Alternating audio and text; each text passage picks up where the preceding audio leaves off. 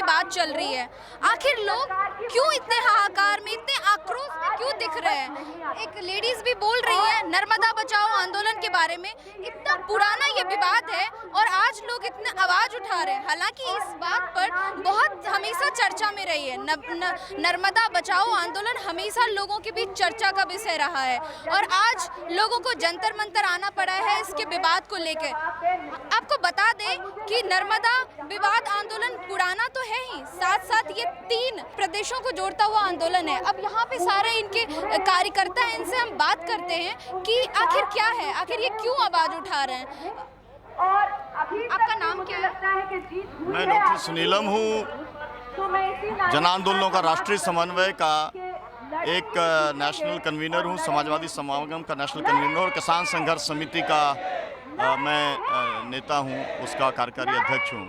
Sir, आज ये जो आंदोलन हो रही है इसके बारे में कुछ बताएंगे? नर्मदा बचाओ आंदोलन लोग क्यों कर रहे हैं? नर्मदा बचाओ आंदोलन यहाँ पर हम लोग जो इकट्ठे हुए हैं, मेधा पाटकर जी के द्वारा पिछले 8 दिन से 11 साथियों के साथ में चिखलदा गांव में अनशन चल रहा है, जहां पर 40,000 परिवार डूब रहे हैं। और डूबने का कारण यह है कि एक तानाशाह जिसका नाम नरेंद्र मोदी है, वो ये चाहता है कि बिना संपूर्ण पुनर्वास के 40,000 परिवारों को सरदार सरोवर बांध की डूब के अंदर डुबोने का काम किया जाए।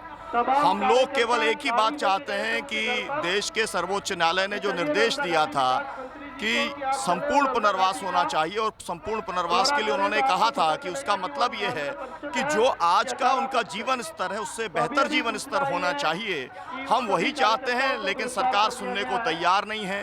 आज मध्य प्रदेश के अंदर पानी की ज़रूरत नहीं है, वहाँ बिजली की ज़रूरत नहीं है मध्य प्रदेश में, क्योंकि सरप्लस बिजली है वहाँ पर। और गुजरात के अंदर स्थिति है कि 244 लोग तो आज मर चुके हैं वहाँ पर बाढ़ से। 10,500 वहाँ पे पशुओं की मौत हो चुकी है। 25,000 लोग विस्थापित हो चुके हैं। मतलब गुजरात को पानी नहीं चाहिए, लेकिन इसके बावजूद भी ये सरदार सरोवर बांध के गेट बंद करने का काम किया गया।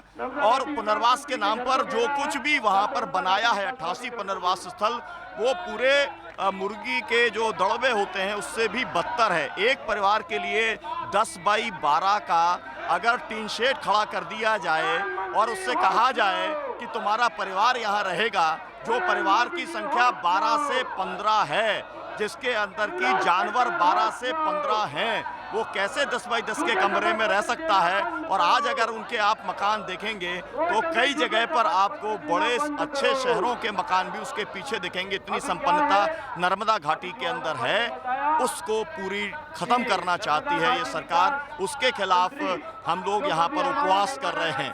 यहाँ पर हमारे बीच में योगेंद्र यादव जी भी आए हैं, जो कि स्वराज इंडिया पार्टी के राष्ट्रीय अध्यक्ष हैं। हमारे बीच में आम आदमी पार्टी के मध्य प्रदेश के अध्यक्ष आलोक अग्रवाल जी भी हैं। यहाँ सूचना के अधिकार आंदोलन की अंजलि भारद्वाज भी हैं। सीपीआई की एनी राजा जी, वो भी यहाँ से अभी आकर के गई हैं। इस आंदोलन को देश के संपूर्ण विपक्ष का समर्थन प्राप्त है और इस आंदोलन के चलते मध्य प्रदेश के अंदर कांग्रेस के लोगों ने जो वहाँ पर विधानसभा में बात रखी, सरकार ने नहीं सुना, विधानसभा को स्थगित करना पड़ा। उसके बाद में मध्य प्रदेश के अंदर सभी विधायकों की गिरफ्तारी हुई और उसके बाद 28 विधायक घाटी के अंदर गए एकजुटता प्रदर्शित करने के लिए।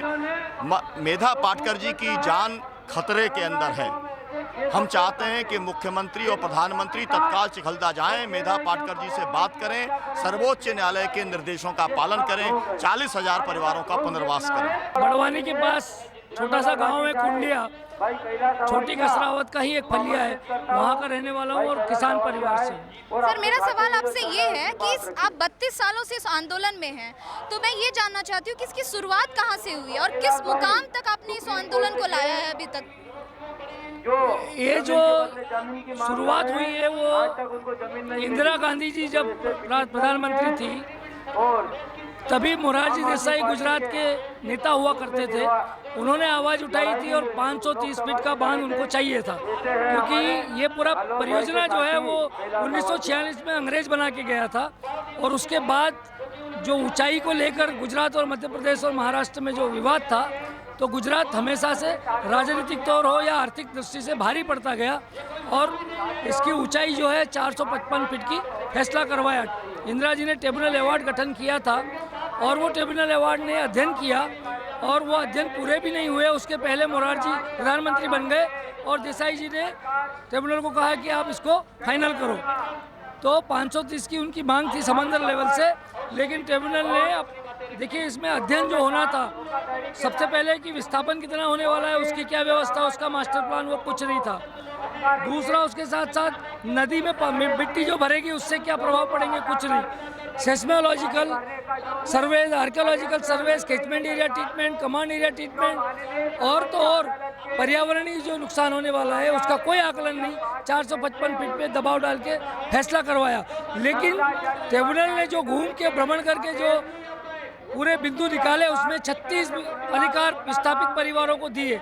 जमीन के बदले जमीन, गांव के बदले गांव, घर के बदले घर और मंदिर मस्जिद जो भी हैं, स्कूल हैं, अस्पताल है, जो भी सुविधाएं हैं वो सारी सुविधाएं गांव के तरीके से चरणों तक के लिए, गौचर के लिए पानी तक के लिए, पशुओं के लिए पानी तक के पीने के लिए। लेकिन उसके बाद जितनी भी सरकारें आती रही जाती रही चलता रहा, आज तक किसी ने उसका पालन नहीं किया। जो ट्रिब्यूनल अवार्ड जिसको कहते हैं वो कानून है, कानून के तहत अधिकार दिए हैं। तो आज तक हमारे मध्य प्रदेश में 192 गांव और एक शहर डूब रहा है, धर्मपुरी, लेकिन बिना पुनर्वास के और बिना मतलब कानूनी तौर। इसमें हमारे सुप्रीम कोर्ट का 2000 में फैसला आया, 94 में हमने स्टे लिया था सुप्रीम कोर्ट से, फिर वाजपेयी जी की सरकार में फिर वो 2000 का फैसला, उसमें 5-5 मीटर की मंजूरी दी कि ठीक है 5-5 मीटर बसाते जाइए और बनाते जाइए। उसका भेदभाव की जो नीति है 176 गाँव पे ही क्यों लागू होती है सरकार की? आपने कहा कि इतने टाइम से 32 साल से आप आंदोलन कर रहे हैं जी, तो आखिर क्यों, वजह क्या है?